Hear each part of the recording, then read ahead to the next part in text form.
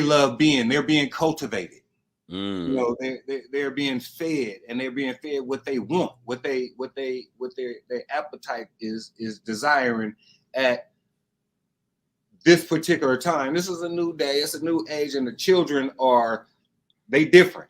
I just want to give them a little bit of the foundation that we had and we grew up on, the respect and the integrity and, you know, just some leadership. You know, you don't have to, the internet got them following everybody they could follow, and they don't know who they following. They don't ever know who they is by the time they look up, because they following everybody. You know, so I'm trying to give them, I'm working on giving them that direction to, you know, be yourself and do what you want to do, because you can do what you want to do. Literally. Apply yourself. You know, so that's my mission to the youth, you know.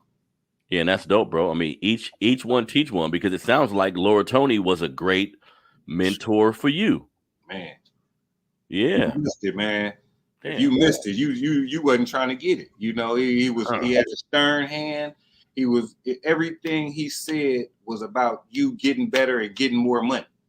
You know, everything he talked about, he had to get his dad was a barber. You know, he came from a line of that. So he already had the understanding of it, and I needed that. So I took to that, you know, like I still stop by and pay homage and, you know, let him know, you know, sometime with a gift in hand, let him know this is real. I appreciate what you've done for me, because it allowed me to walk in my purpose and be instrumental to the youth today. You know what I mean? I want to give back what I received and some more, you know. That's dope. That's dope. And bro, a lot of my platform is based on just dealing with what we do to each other. It's based on dealing with what happens to us by the hands of people outside of the community. But what I tell people all the time, like, getting to where we need to go to, Toriano, it's gonna take everybody, and whatever your lane is, fulfill that lane. Like, if you ain't the marching type nigga, you don't want to get out there and march, you want to protest, cool. Talk to a young dude. Yeah. Get put yourself in a position where even if you don't say a word, people can watch you and see your moves and say, okay, I want to do that. Yes. You see what I'm saying? Each one teach one is what this shit could be about, because what you was telling me about your homeboy who put you on the game about the shop that was for sale, he could have not told you. He could have been like, I can't afford it, so I ain't telling nobody. You know what I mean? Absolutely. And that's a real thing. And it's probably upwards of 50% of people doing it. You know, it's a crab in the bucket syndrome. It's terrible. That's so cliche, but it's really that. It's really that. And it's what I've learned to do recently is, when I see you and I see your podcast, I want a podcast. That's why I want to be on the podcast. I got to start somewhere. You know what I mean? I don't know how many years you didn't put down for this to potentially happen, but I got to start somewhere. And this is day one for me. You know what I mean? But I see you like I see myself. I want your podcast to be successful. I subscribe to it. I started looking at videos to see who I'm going to talk to, you know, because we have to see each other as ourselves. You have to want. I have to want for you what I want for myself. I have to want for you what you want for you. You know, all day long, bro. Yeah. So until we start doing that, it's pretty much a setback. You know, we have to help each other up, because it's helping us up. You know?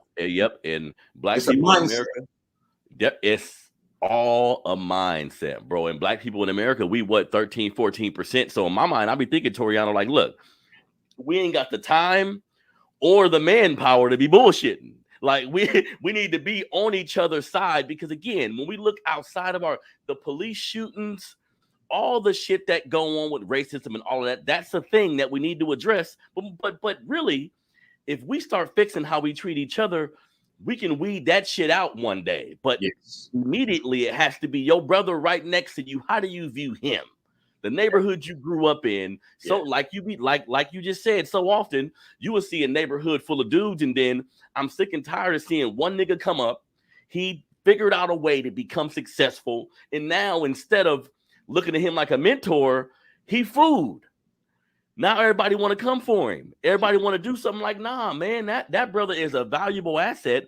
Pick his brain opposed to picking his pocket. Shit. Build him up. Yes. You know what I mean? Because he gonna see something in you in that. You know what I'm saying? Help him. You know, we think because we don't have as much, we shouldn't offer nothing to somebody in a higher position. We need to help this position and that position. It's all us. We want to, if they winning, there ain't no reason to not spin with them. They winning already. That's crazy. Our mindset and our mental has been conditioned in a fashion that we don't even really see what's happening to us. We don't talk to ourselves. I had to talk to myself to find where I needed to be. We so busy worried about what somebody else think about what we're doing, if we're going to be successful and if we're going to look good, how we going to look, that we are not even taking action a lot of times. Real shit, bro. And I tell people all the time, I'm in a one-man race. There's nobody else in my race, family.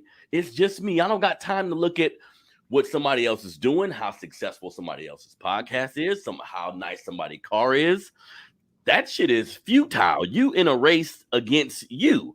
I'm learning from that person. I'm peeping what they doing. I'm appreciating it, but I'm not no way trying to take from my brother and no way trying to hurt my brother. I want to build him up because, believe it or not, you get out what you put in. That's in every situation, though, bro. In the universe, in the world, you get out. You can't cheat it. You can't beat it. You can't rush it. You have to put it in, and it will come out. It's gonna come out as beautifully as you put it in, with the same attitude, grace. But man, look, we don't believe that. We don't want to let nothing go. We don't want to let nothing go. Real shit. And that's with every situation. And it's an internal thing. Everything's supposed to be internal. Like when you praying, I don't care if you a Buddha, Jehovah Witness, Christian, really you're talking to yourself, man. You got to figure out some things within yourself. Yes. Ain't nobody going to come for you. The energy you put out, like you saying, man, well, look, when I started doing this, bro, no idea. Like I'm a brother who grew up stuttering. Like on some real shit, I couldn't get a word out edgewise until 18, 19 years old. But I started doing interviews where I was interviewing fathers. My organization, Melanated Fathers of America, I started interviewing fathers, like transcribing the interview, putting it online, and I gradually got to where I'm at. But it's a process, bro. It's been like 5 years, and I'm still not where I want to be. But I'm in a race against myself, and I told myself a long time ago, I'm just not going to stop. I'm just not going to stop in the people I've been able to meet, bro. The great men I've been able to come into contact with. Sometimes I got to back up and be like, you doing that thing, you just got to keep on going. You know what I mean? What did you lose? What did you lose in all of that? Nothing. Nothing to lose. You can't lose. Nothing. It's all in building, because I got homeboys I grew up with like everybody do. But